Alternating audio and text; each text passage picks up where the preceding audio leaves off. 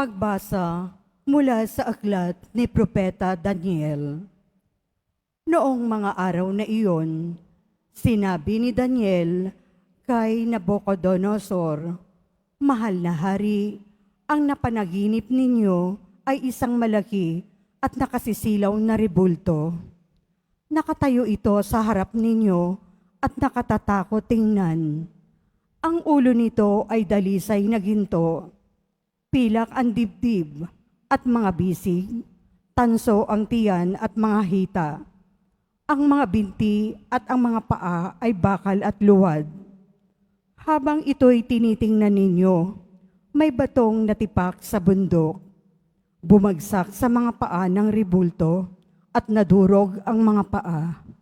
Pagkatapos, nadurog ding lahat ang bakal, luwad, tanso, pilak at ginto. Ano pat naging parang ipa? Tinangay ito ng hangin at walang naiwan kahit bakas. Samantala, ang tipak ng batong bumagsak dito ay naging isang napakalaking bundok na pumuno sa buong daigdig.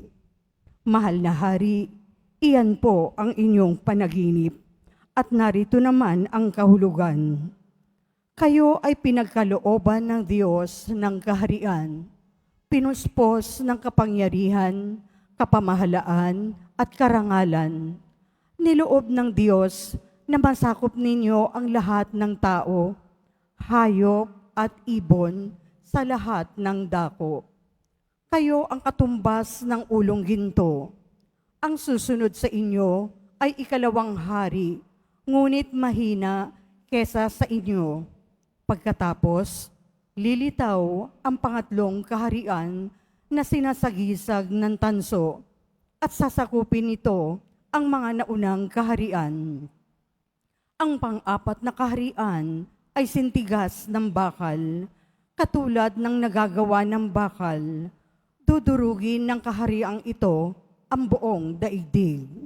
Ang ibig namang sabihin ng nakita ninyong mga paa na yari sa bakal at luwad ay ito: mahahati ang kaharian, ngunit mananatili ang tigas ng bakal, pagkat ito'y pinaghalong bakal at luwad. Ganito naman ang ibig sabihin ng mga paangyari sa pinaghalong bakal at luwad: magiging makapangyarihan ang kaharian, ngunit madaling mabagsak. Ang kahulugan ng pinagsamang bakal at putik ay haluang pag-aasawa. Ngunit hindi ito magtatagal kung paanong di maaaring paghaluin ang bakal at putik. Sa panahon ng mga haring yaon, ang Diyos ang magtitindig ng isang kahariang hindi maibabagsak kailanman, ni masasakop ninuman. Dudurugin ito at ganap na wawasakin ang iba pang kaharian. Ano pati hindi na makababangon ang mga iyon kahit kailan. Ang katulad nito'y yaong tipak na batong dumurog sa rebultong yari sa bakal, luwad, tanso, pilak at ginto.